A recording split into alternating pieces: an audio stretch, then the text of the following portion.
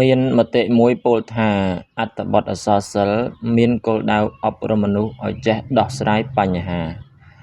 ចូលអ្នកបកស្រាយដោយយកឧទាហរណ៍ក្នុងអក្សរសិល្ប៍ខ្មែរមកបញ្ជាក់សេចក្តីអធិប្បាយរាល់ស្នាដៃទាំងអស់របស់កវីអ្នកនិពន្ធដែលលោកបានចងក្រងកន្លងមកតែងតែបានលាតត្រដាងពីសកម្មភាពផ្សេងៗនៅក្នុងនោះក៏បាននិយាយទាក់ទងទៅនឹងសកម្មភាពរបស់មនុស្សដែលកើតមានប្រចាំថ្ងៃហើយអាចដោះស្រាយបញ្ហាបានត្រឹមត្រូវផងដែរហេតុនេះទើបមានមតិមួយបានពោលថាអត្ថបទអក្សរសិល្ប៍មានគោលដៅអប់រំមនុស្សឲ្យចេះដោះស្រាយបញ្ហាតើមតិខាងលើនេះមានអត្ថន័យដូចម្តេចដើម្បីជាជំនួយទៅដល់ការបកស្រាយនៅមតិខាងលើគួរក៏បីសិក្សានៅពាក្យគន្លឹះជាមុនសិនចំពោះពាក្យថាអក្សរសិល្ប៍គឺជាកម្រងអត្ថបទដែលតុបតែងដោយអក្សរប្រកបដោយសិល្បវិធីរបស់អ្នកនិពន្ធរីឯពាក្យគោលដៅមានន័យថាអ្វីៗដែលគេត្រូវធ្វើឲ្យបានសម្រេចក្នុងផែនការយុទ្ធសាស្ត្រឬបេសកកម្មចំណែកឯពាក្យអប់រំគឺសំដៅលើការហាត់ចិត្តបង្វឹកចិត្តហ្វឹកហាត់ឲ្យស្ទាត់ជំនាញជាមុននិងពាក្យបញ្ហាផ្ដោតលើសេចក្តីអាថ៌កំបាំងលុះតែអ្នកចេះទើបដឹងច្បាស់បានអាស្រ័យហេតុនេះប្រធានខាងលើចង់មានន័យថាគ្រប់ស្នាដៃអក្សរសិល្ប៍ទាំងអស់តែងបង្កប់នូវខ្លឹមសារផ្សេងៗពីគ្នា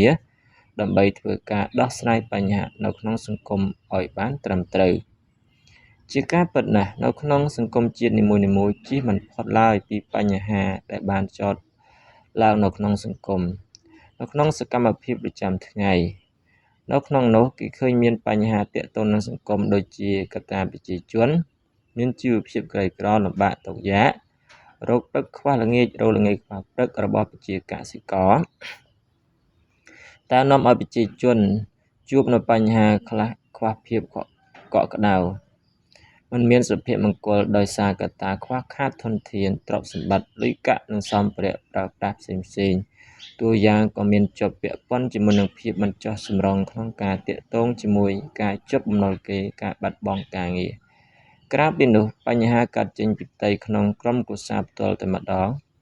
មានជាការឆ្លោះប្រកែកគ្នានៅក្នុងរង្វង់ក្រុមគ្រួសារធ្វើឲ្យមានការបែកបាក់ទំនាក់ទំនងលែងមានភាពជិតស្និទ្ធដូចមុនបង្កើតឲ្យសមាជិកម្នាក់ៗមានការរស់នៅឯកោរហូតបង្កឲ្យមានការ stress កើតមានបញ្ហាផ្លូវចិត្តប៉ះពាល់សុខភាពផ្លូវកាយនិងផ្លូវចិត្តក្រោយមកធ្វើឲ្យមានកង្វះគោលដៅឬគ្មានអត្ថន័យនៅក្នុងជីវិតជាពិសេសទាក់ទងនឹងការមិនច្បាស់លាស់អំពីអនាគតការមិនពេញចិត្តនឹងការងាររបស់ខ្លួននិងការខ្វះគោលបំណងក្នុងជីវិតខ្លួនមួយវិញទៀតក៏មានជាប់ពាក់ព័ន្ធជាមួយនឹងការរើសអើងពូជសាសន៍ពណ៌សម្បុរ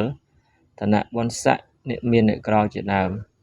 ហើយការរើសអើងទាំងនេះពិតជាទទួលបានភាពឈឺចាប់និងប៉ះទង្គិចផ្លូវចិត្តខ្លាំងណាស់ថែមទាំងបង្កឲ្យកើតមានអំពើហិង្សាដូចជាទាក់ទងនឹងផ្លូវកាយមានការវាយដំទាត់ធាក់ការរុញច្រាននិងប្រើអាវុធ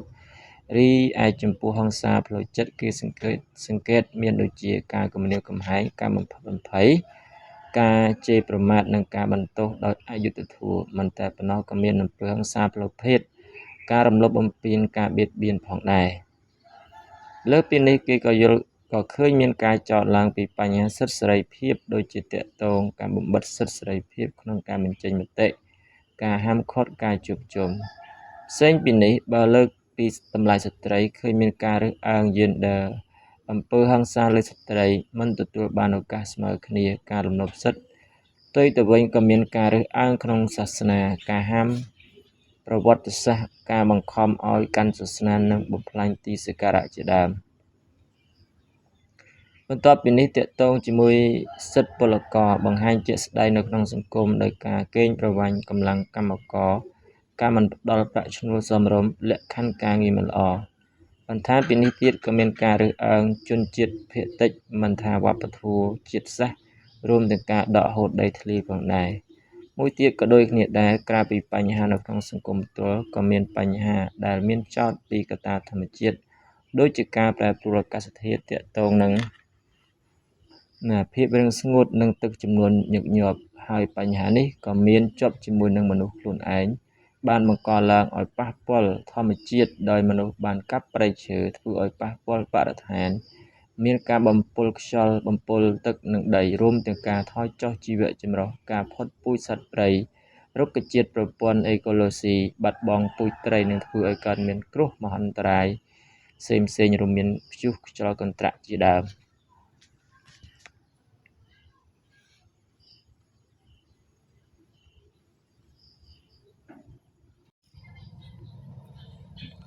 ហេតុនេះនៅក្នុងអក្សរសិល្ប៍ទាំងអស់នេះបានបង្ហាញពីវិធីដោះស្រាយនៅបញ្ហាផ្សេងៗហើយមានភាពត្រឹមត្រូវនិងប្រសិទ្ធភាពខ្ពស់នៅក្នុងនោះមានការដោះស្រាយបញ្ហាដោយប្រើបញ្ញាពិសេសមិនប្រើអំពើហិង្សាដោយបុគ្គលត្រូវចេះស្វែងយល់ពីប្រភពបញ្ហាដោយប្រមូលព័ត៌មានឲ្យមានគ្រប់ជ្រុងជ្រោយមានការវិភាគពិចារណាឲ្យបានវែងឆ្ងាយដើម្បីឲ្យដឹងពីទិដ្ឋភាពជាក់ស្ដែងនៅក្នុងនោះត្រូវចេះធ្វើការរៀបចំផែនការកំណត់គោលដៅឲ្យបានច្បាស់លាស់រៀបចំជំហានអនុវត្តកំណត់ពេលវេលាបានច្បាស់លាស់យោងទៅលើការបកស្រាយមួយនេះបុគ្គលត្រូវតែមានភាពតស៊ូឧស្សាហ៍ព្យាយាមនិងមានភាពក្លាហានដើម្បីបោះជំហានទៅមុខជារៀងរាល់ពេលប្រការនេះហើយវាគឺជាគុណសម្បត្តិដ៏ល្អប្រសើរក្នុងការបង្កើតជាវិធីសាស្ត្រដើម្បីបង្កើតឆន្ទៈក្នុងនោះធ្វើឲ្យយើងមើលឃើញពីឱកាសនៅក្នុងបញ្ហាចេះរៀនសូត្រពីភាពបរាជ័យមិនបោះបង់ពេលជួបឧបសគ្គដើម្បីរក្សាកសាងនូវទំនុកចិត្តរៀនពីកំហុសបង្កើនជំនាញថ្មីៗនិងជឿជាក់លើសមត្ថភាពខ្លួនឯងបន្ថែមពីនេះទៀតធ្វើឲ្យមានការចែករំលែកនៅបទពិសោធន៍ជួយគ្នាទៅវិញទៅមកមិនរុញរាដោយភាពភ័យខ្លាចនិងមិនចោះចាញ់នឹងឧបសគ្គដែលបានកើតឡើងនៅចំពោះមុខបើយើងក៏លេចមកមើលស្នាដៃអក្សរសិល្ប៍បុរាណរឿងព្រះវេស្សន្តរបានបង្ហាញអំពីការតស៊ូក្នុងការដោះស្រាយបញ្ហាដែលកើតឡើងនៅចំពោះមុខតាមរយៈការធ្វើទានបរិច្ចាគទ្រព្យសម្បត្តិជួយអ្នកដែលមានជីវភាពក្រីក្រនិងជំនះយកឈ្នះការរិះគន់ពីសង្គមនិងការប្រកាន់ភ្ជាប់នៅគុណធម៌មួយវិញទៀតសកម្មភាពរបស់ព្រះវេស្សន្តរបានបង្ហាញពីវិធីដោះស្រាយនៅក្នុងរឿងដោយសន្តិវិធីនិងត្រឹមត្រូវបំផុតដោយព្រះអង្គមិនប្រើអំណាចបង្ខំមិនខឹងនឹងការទាមទារនិង